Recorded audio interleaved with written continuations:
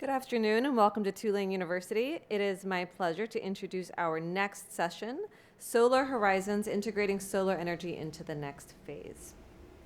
If time allows at the end of this session, this panel will take questions submitted by the audience. To submit a question, please scan the QR code located on the screens around the room. Please be sure to silence your cell phones. Enjoy the conversation and please join me in giving a warm welcome to our moderator, Matthew Deinhardt from the Tulane University School of Science and Engineering. Thank you. Welcome, everybody. So first I'll start off with some introductions, and we can go down everyone's name, and then everybody can take a minute or so to introduce themselves. So to my left, we have Matt Kisber, who is the chairman and co-founder of Silicon Ranch Corporation. Then we have Pierre Moses, the president of 127 Energy. Matt Escarra, the professor of physics, engineering, and physics and instrumentation for Nanoscience and Innovation core facilities at Tulane University School of Science and Engineering. And then at the end we have Jeff Cantin, the founder and president of Solar Alternatives. So Matt, we'll use our last names. We'll do it grade school wise. So Matt K, do you want to start? Sure. It's great to be here, and I am Matt Kisber. As was said, I'm co-founder and chairman of the board of Silicon Ranch Corporation. We're an independent power producer from solar, have over 170 large-scale solar, utility-scale solar plants around the country and in Canada. And prior to co-founding Silicon Ranch in 2011, I served as the Commissioner of Economic and Community Development for the state of Tennessee. And prior to that, I was a 20-year member of the Tennessee House of Representatives. And I'm Pierre Moses. I'm the president of 127 Energy, which is a solar and battery storage development firm. I'm also an adjunct lecturer at the business school, and I teach a renewable energy project finance course. I have several students here who are attending thinking they're getting extra credit, and you are.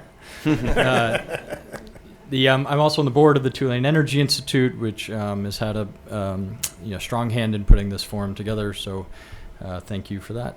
We do end-to-end project at 127 Energy. We do end-to-end project development on predominantly commercial and industrial scale solar and battery storage projects. That could be anything from dairy farm in the Central Valley of California or a manufacturer in Massachusetts.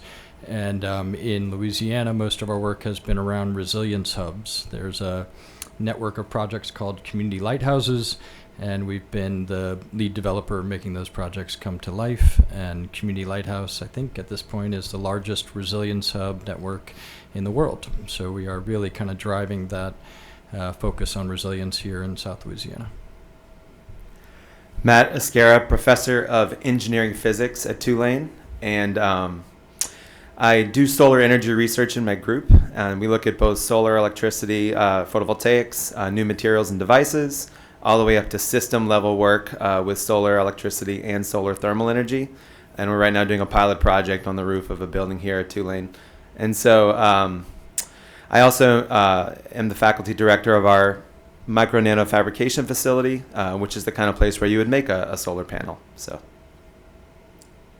Jeff Cantin with Solar Alternatives, president and founder. I've been in the area doing the solar energy storage and electric vehicle infrastructure for the region, really, for about the last 16 years as engineering, procurement, construction. So a lot of people bring us their dreams or their needs, and we'll turn those into built projects, take it from an idea to a concept into reality. And we work with folks like Community Lighthouse and with other organizations to help them develop concepts into real things that people can use. But I'm also on the board of Gulf States Renewable Energy, which is our trade association for solar energy storage, other renewable energy firms. And we've been working to improve the policy environment, because a lot of the work that all of us do depends heavily on good policy. So that's a big part of, maybe not today's conversation, but a big part of a lot of what we're all interested in. Thank you, Jeff. So let's talk big picture here. Pierre, can you give us a little bit more background on where does the industry currently stand, and can you talk more about scale and cost? Sure. The ask was to give a macro overview. Where is solar today, which is hard to do in a short period, but I'll give you a few facts. So far in 2024, 60% of all new generating capacity that has come online in the U.S. has been solar. An additional 20% is batteries, 12% is wind, meaning 92% of all new generating capacity that's come online this year has been solar, wind, or batteries. The U.S. deployed 32 gigawatts of solar in 2023, and that's a 50% increase in solar deployment compared to 2022. We are facing likely tariffs on panels, which is going to be painful, no doubt. But an interesting fact, in less than 2 years of the Inflation Reduction Act, the U.S. now has 26 gigawatts of solar manufacturing capacity in the U.S. That's only 6 gigs less than we deployed in all of 2023. So in a short period of time, the U.S. will become a net exporter of solar panels, meaning we will be producing more than we're installing on an annual basis. There is a ton of renewable energy in interconnection queues across the country. Matt Kay can tell you a lot of it may drop out, but if you take all of the renewable energy capacity in interconnection queues across the country, it's more than double the entire electricity generating capacity of the United States. A lot of that is solar. The lion's share of the queued capacity is solar, so it remains the most favorable power source. And I would say, lastly, as the undisputed LCOE champion, utility scale solar remains or offers the lowest levelized cost of energy of any power source available, fossil or renewable, and that is both with and without government subsidies. So this train is going down the tracks, and I'm really bullish about the future of our industry. Matt, when you started, you mentioned photovoltaics. Could you explain the latest advances there and how they're shaping the future possibilities in solar energy? Sure, absolutely. So when I think about developments in solar energy, sort of the next generation of technologies we can expect, I think about materials and I think about efficiency.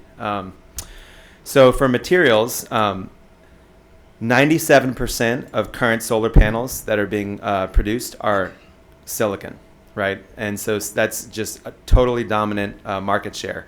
But 86% of all PV comes from China right now, although that was in 2023. I'm hopeful with Pierre's numbers that that's going to turn around soon.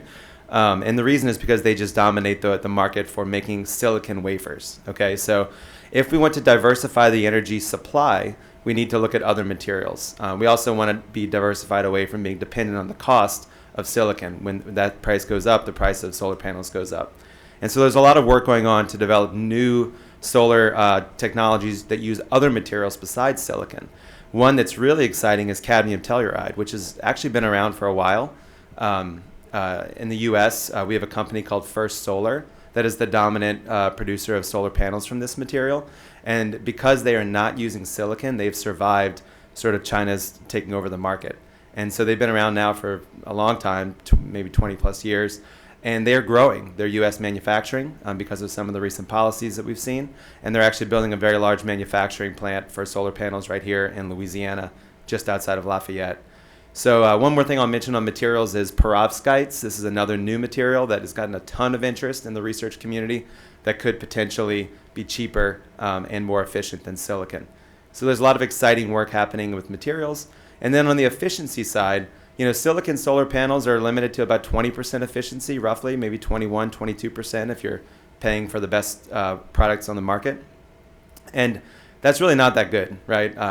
If we want to have higher efficiency. And so there's a lot of work going on to improve the efficiency of these devices.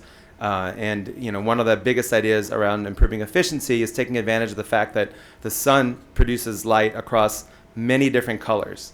And silicon is only designed to produce efficiently from one narrow range of colors.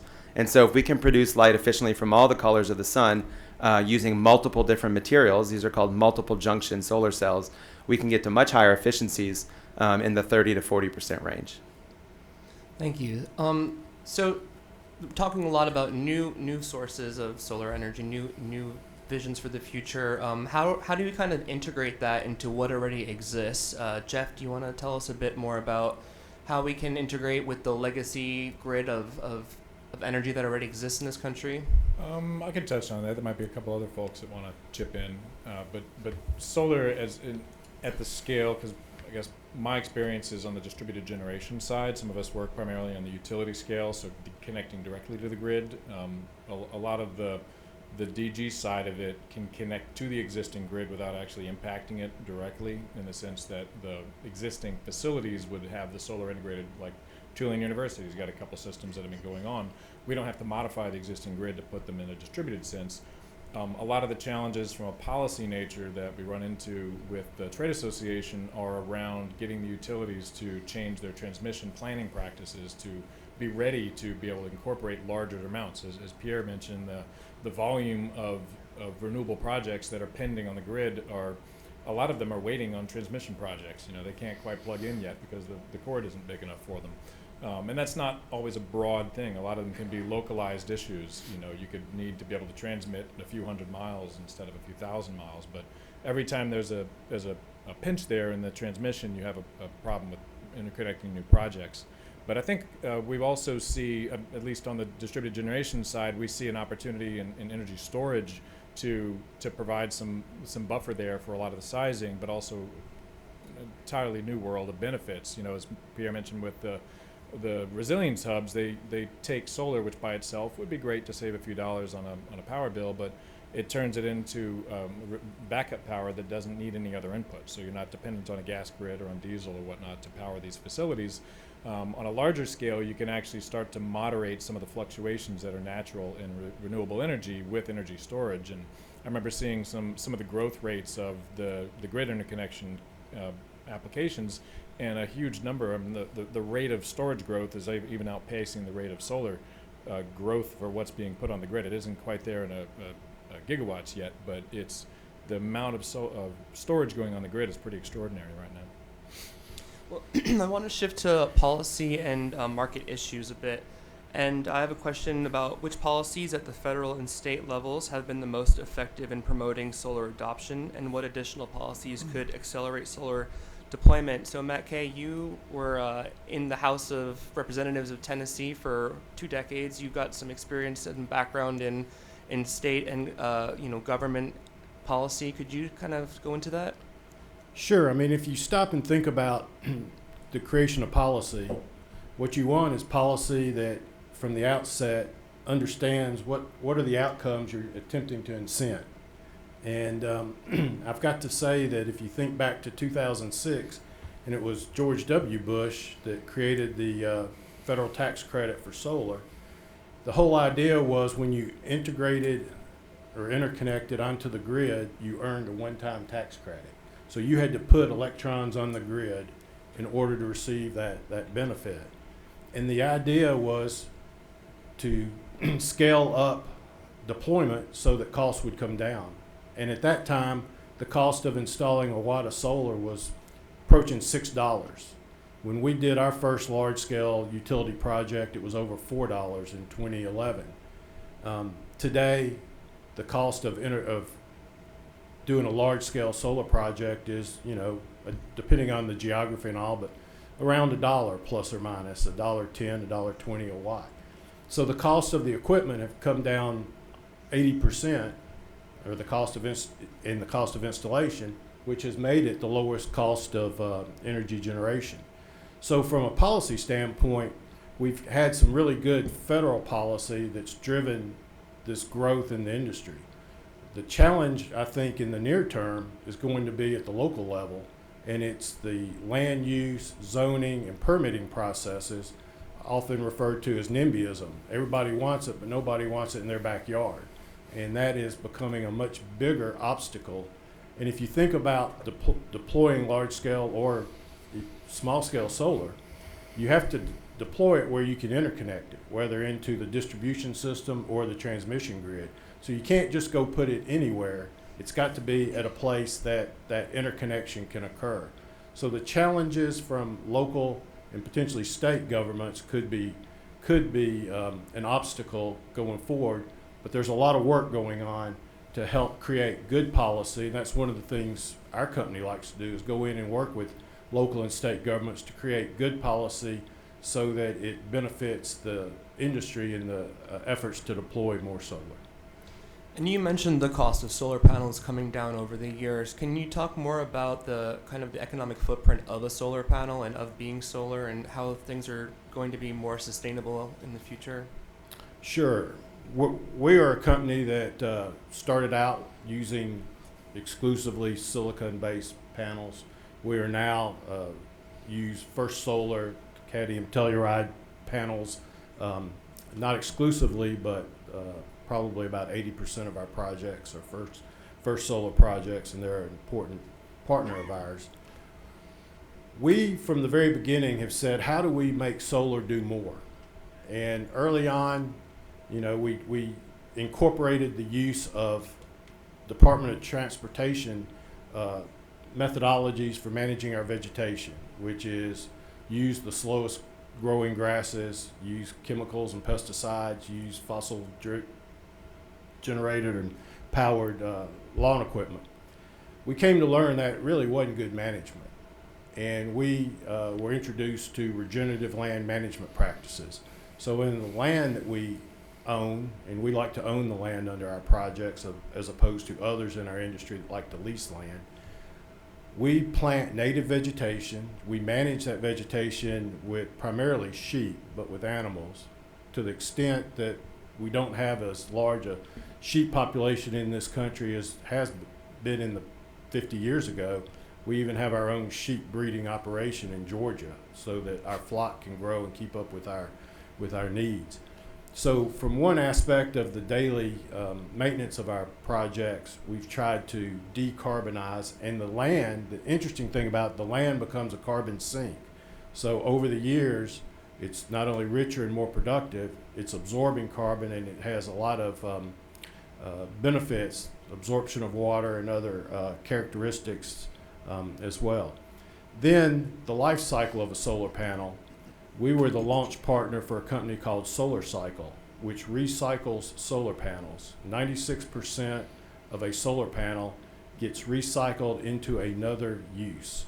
They are looking at taking, and they're building a plant now where they're going to take the glass that's ground up and make new solar glass from that. They want to take the other material components and create other products so that they will have a closed loop cycle of recycling a solar panel and keeping 4% or less, or 96% of it out of the waste stream. Those are just examples of the way the industry, and there are a lot of great minds represented on this panel and elsewhere that are working to make more efficient, more sustainable, and more cost-effective the deployment and operation of solar. Thank you. I want to talk more about agrivoltaics as well. Matt E., can you tell us more about that? It's not an area I've worked a lot in. I think Matt K. can say a little Matt bit K. more about it. Okay. Yeah, go ahead. Sure. It was interesting. We were introduced to regenerative land management and agrivoltaics because of buying a 2,000-acre tract next to the largest organic farmer rancher east of the Mississippi River in southwest Georgia.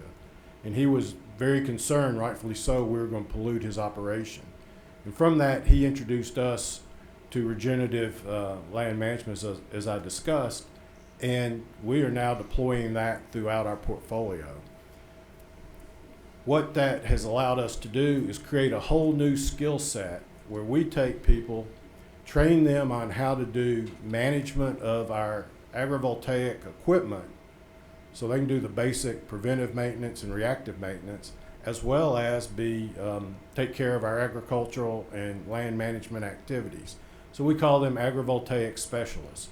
And it has allowed a number of small businesses in some of these rural communities to be created because families have come together that have been interested in ranching and farming, invited their family members to start out, and they've created their own flocks of sheep and work with us as contractors on our farm, solar farms, as well as our own company employees. And we now have over 300 employees around the country, and about half of those are involved in agrivoltaic activities at the solar farm. So it's a real growth opportunity, and I think you'll see a lot more as other companies in our industry deploy similar strategies. If I can just add, though, this is a part of a family of sort of integrating PV into other contexts. So building integrated photovoltaics is a big area. You think of putting PV in your roof, but people actually integrate PV into the roof. People put it into windows, into now vehicle integrated, integrating it into agriculture, and even putting it onto bodies of water. So there's a lot of work happening to sort of put PV in more places. And Matt K., you mentioned the impact on small communities, and it kind of makes me think in general the impact on communities in general and equity and building equity in communities. Jeff, could you tell us about how companies like Solar Alternatives are engaging with communities and ensuring that solar energy benefits are distributed equitably across them?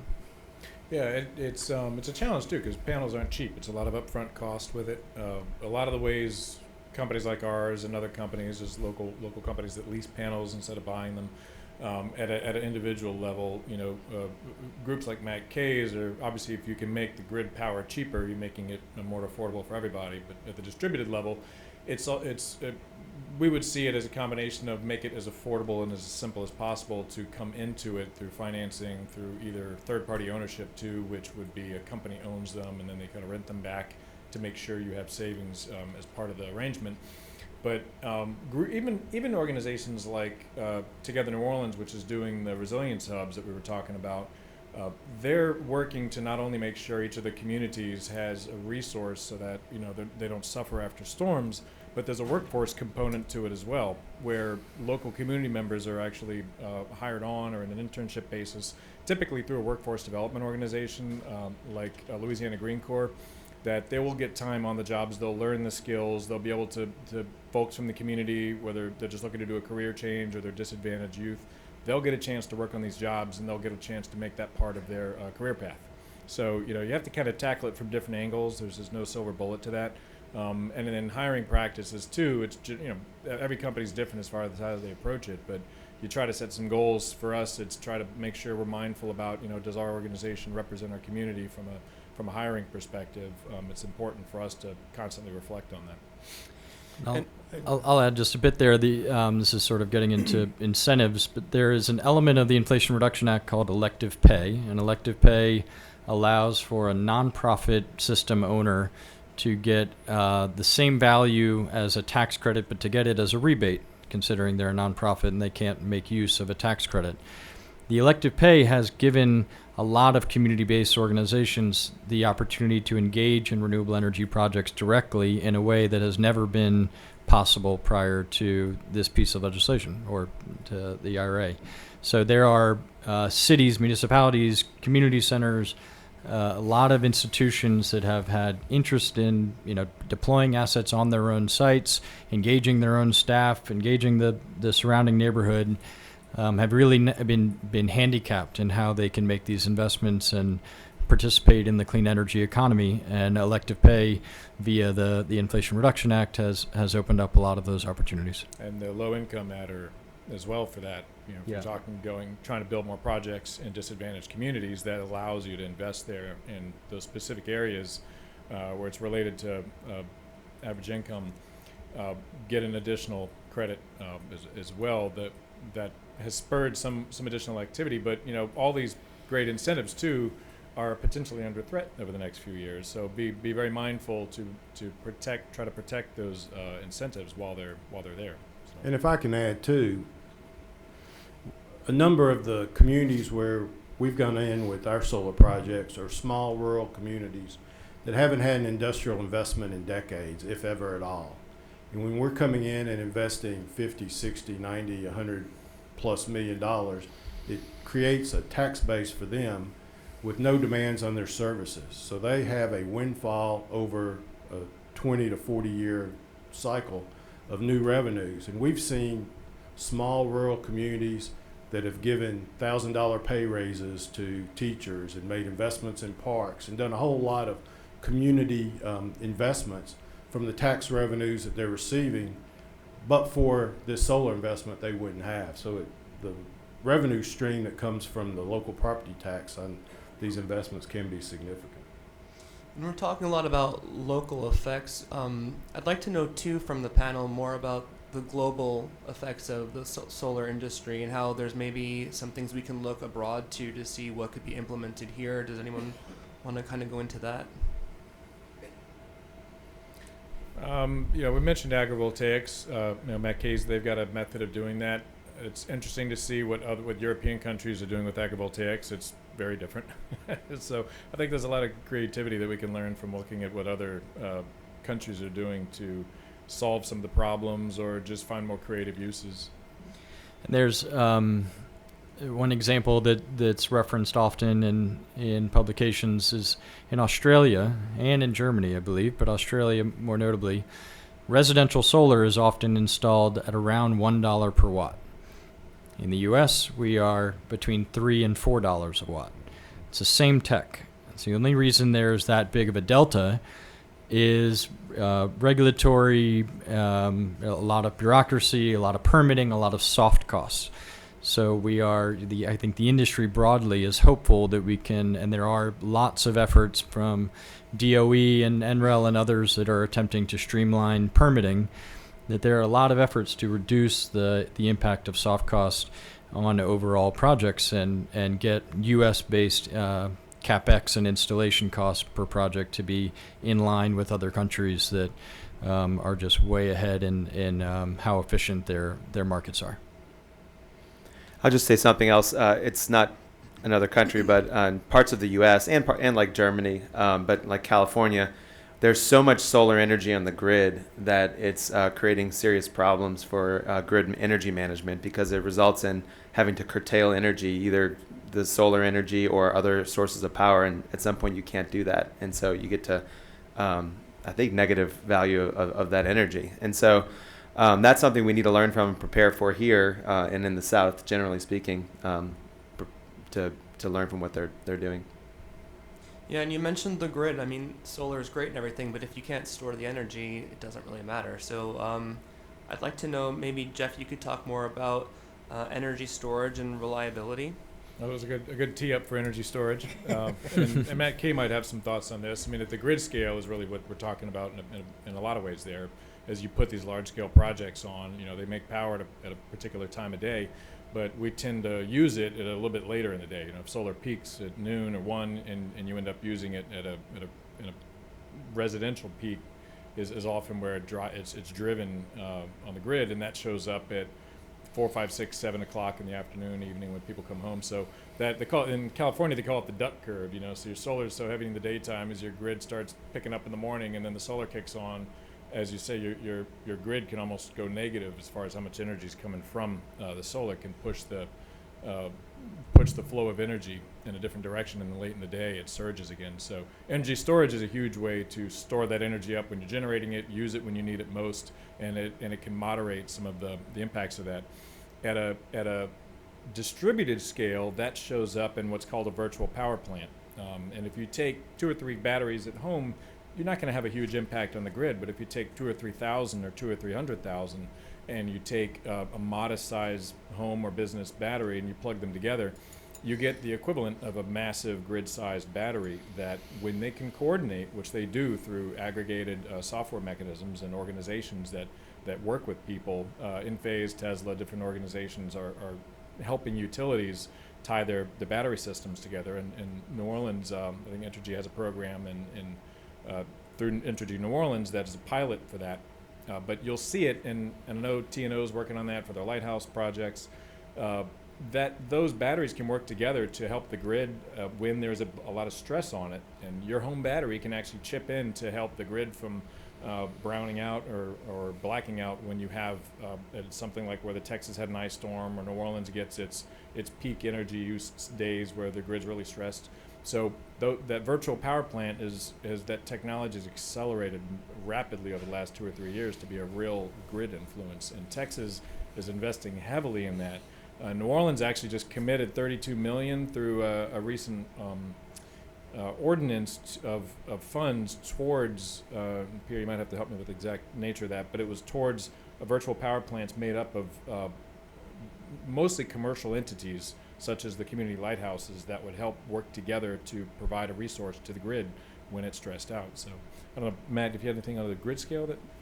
So from the grid scale, our customers, our utility customers, are just now starting to want to experiment with batteries and understand what's the appropriate business model, how to value the energy from when they purchase it to when they dispatch it, how much of that value gets do we earn as the operator, number of those type business questions, but also the technology questions on how it integrates and the dispatchability.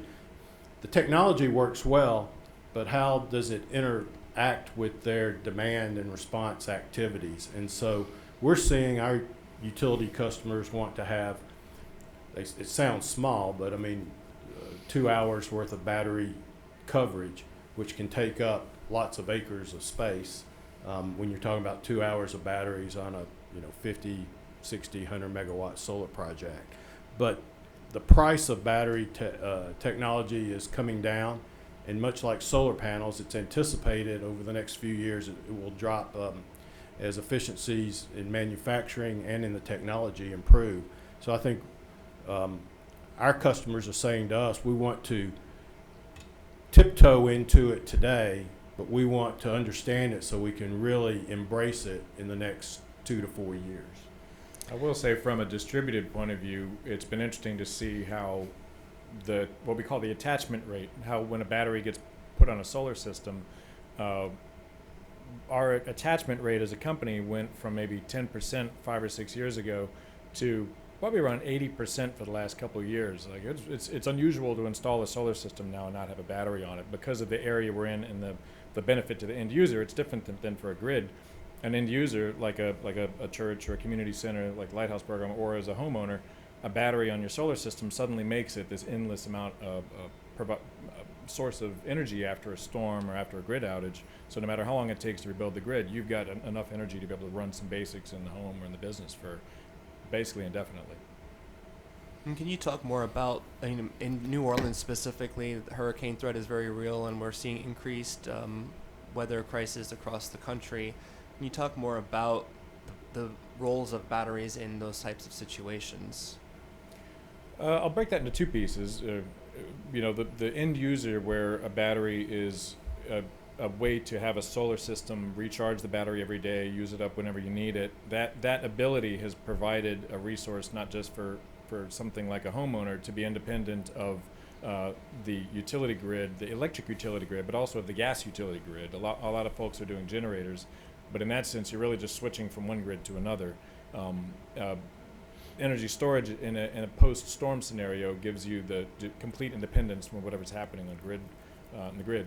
And then you have the resilience hub model where you're serving a community with that instead of just serving one end user, right? So the whole area, in the case of the Lighthouse, the idea is that anyone within a 15-minute walk of a location, or anyone can walk to a resilience hub within 15 minutes of their home in New Orleans specifically, and outside of New Orleans, I think it's a 15-minute drive in rural areas to a resilience hub. But then you also have the idea of an area microgrid, which we've yet to excite the utilities about this idea. But being able to take sections of the grid and put a large enough battery at something like a substation, where even if the transmission lines coming into New Orleans all went down as they did after Hurricane Ida, you might still have sections of the grid that could isolate and operate a certain community based on a larger energy storage and battery system in that area, and then whatever distributed generation had been installed on those facilities in that area.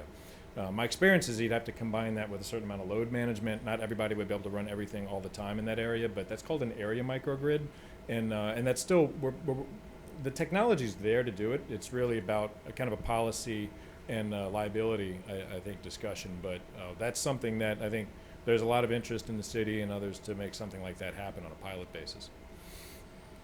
And I want to talk about the future of solar energy as well. Matt E., can you tell us a bit more about the promising advancements coming, or any potential disruptors to the environment? Yeah, I mean, there's a lot, as I mentioned earlier, new technology development, but I kind of want to highlight something that we haven't talked about at all. So about 20% of final energy consumption worldwide is electricity, and that's all we've talked about so far. About 50% of all of our energy consumption is for heating and cooling, whether that's for industry or buildings. and then about 30% is for transportation. And so the question is, we have all this solar energy coming at us for free. How can we tap into that for more than just the 20%, but for the 100%? And there's a lot of really, really exciting work happening to develop technologies to meet the heating and cooling needs of industry and communities. That we call that solar thermal energy production. And there are some commercial scale projects out there, and there's a lot more work to be done. It's maybe a few percent in developed countries, nowhere close to as successful as PV has been. And then also for solar, for transportation, one of the things that we have are electric vehicles coming online, which then can take advantage of photovoltaics, but we still need high energy density fuels, right, for many applications, and there's no way to get around that. Batteries are just not a high energy density solution in the near future. And so there's a lot of excellent work happening. I want to highlight Professor Russ Schmel from Tulane here in chemistry, doing solar fuels research. But the idea is that we can take sunlight plus water and CO2 and turn it into many different types of fuels, from hydrogen to more complex hydrocarbons. And so I think there's a lot of work to be done there to extend the impact of sunlight for solving our energy problems. Yeah, and you mentioned solar fuels. Matt K., could you tell us more about solar fuels? Well, there are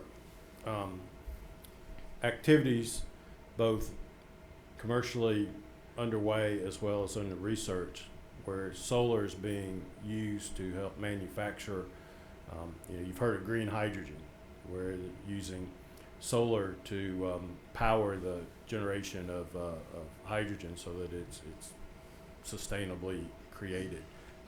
There are a lot of activities. I know in Tennessee we have Oak Ridge National Lab, and they do a lot of work around sustainability and creating materials that can be used to store energy and the like. And so there's quite a bit going on. We're at the adoption side of that curve. You gentlemen are much at the investigation and creation side, so you probably will know a little more about what's underway. But there is quite a bit of activity that we hear about from our customers. So I defer to one of. Yeah, well, Louisiana, you're making me think of a project the University of Louisiana Lafayette is doing with their CLECO microgrid facility that has a hydrogen electrolyzer and generator. So they're creating the hydrogen from water and then using it for generation on an isolating battery microgrid that they have with a solar installation. So they're trying to kind of create the full cycle of generate the solar energy, store it, create the hydrogen, from water, and store it, generate energy from that, put it back into the microgrid. So kind of like moving that energy around. So as you mentioned, it's kind of like the research side of it. But Louisiana is incredibly interested in hydrogen as a fuel with its fuel potential because it's very related to the chemical industries that we have. It's an input to that. But it's also just there's that infrastructure of moving a product like that around that I think a lot of folks like, and it can also be used for some of the heavy transportation needs that EVs also have a hard time getting into, big vehicle transport, which hydrogen. So there's been a lot of interest here. I haven't seen like any particularly big hydrogen transportation projects in the state yet, but there are a lot. I think that we actually have a couple hydrogen facilities either under construction or planned for the state, both green and blue hydrogen, which is sourced from fossil fuels.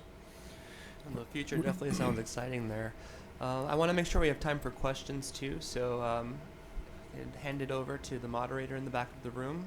Anyone want to ask questions, please use the QR code on the screens. What are some of the biggest limitations of solar energy distribution across the U.S.? Who wants to take this one? It was biggest what? Limitations. The biggest limitations. I'm not sure I understand. Can you repeat the question? Repeat the question. What are some of the biggest challenges to solar energy distribution across the U.S.? I feel like there could be two pieces: Yeah. supply chain for the panels, and then distribution of the electricity.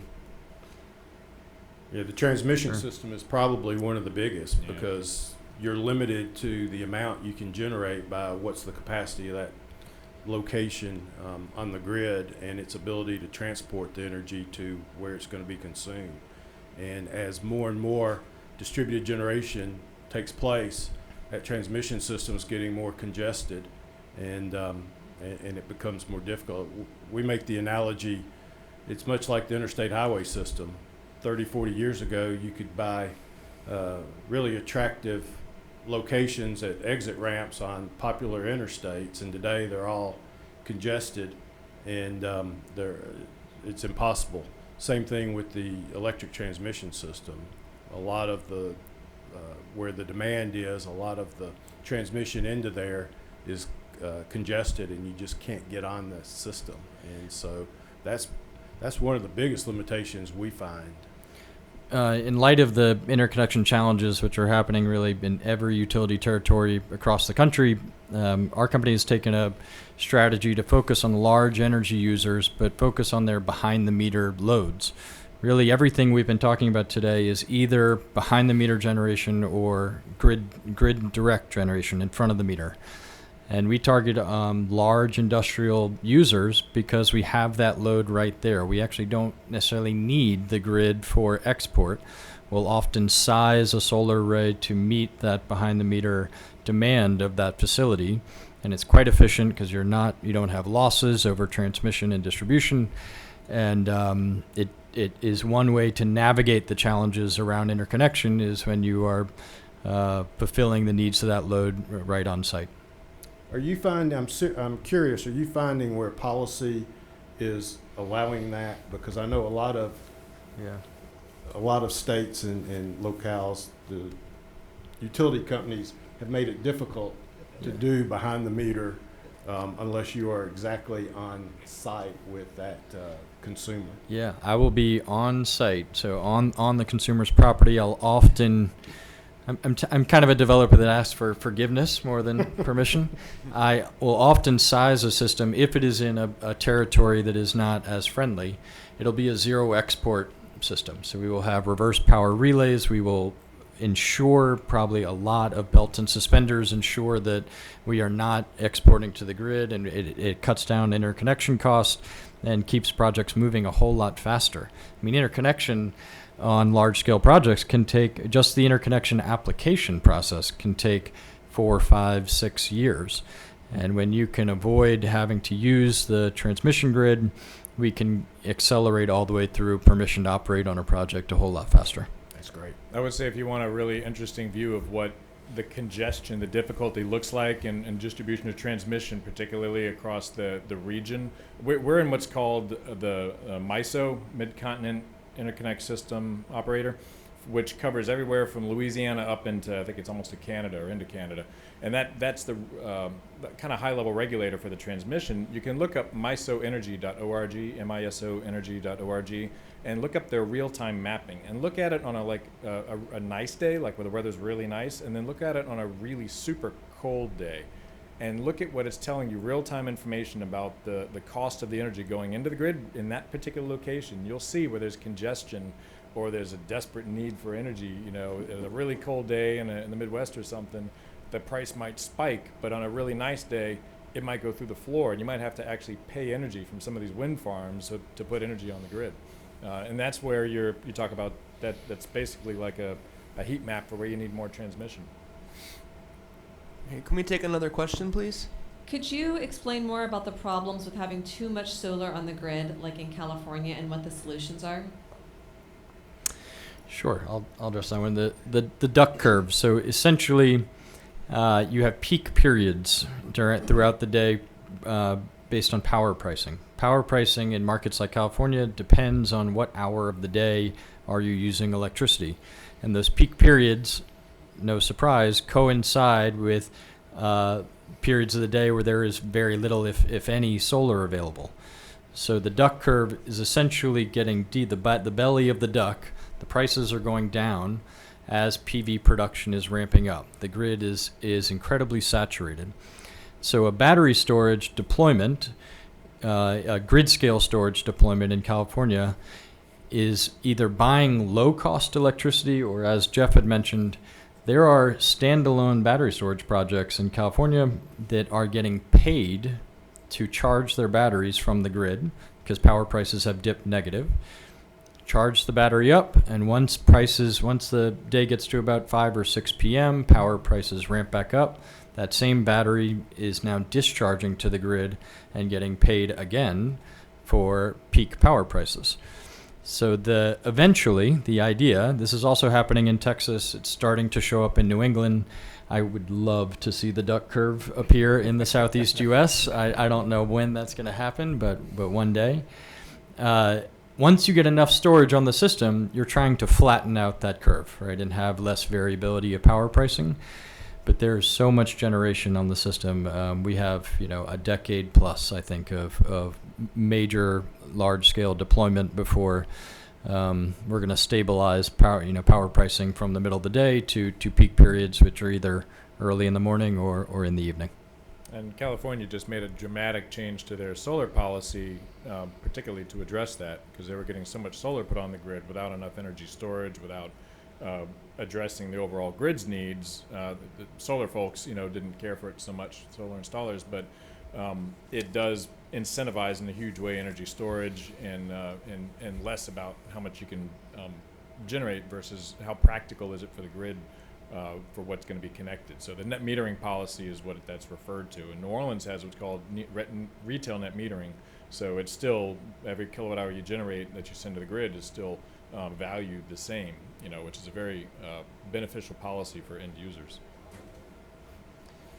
I think we probably don't have enough time for another question, so I'm going to wrap it up and say thank you guys so much. Thank you, Matt Kisber, Pierre Moses, Matt Escarra, and Jeff Cantin for your time today, and we appreciate you guys coming out. Thank you.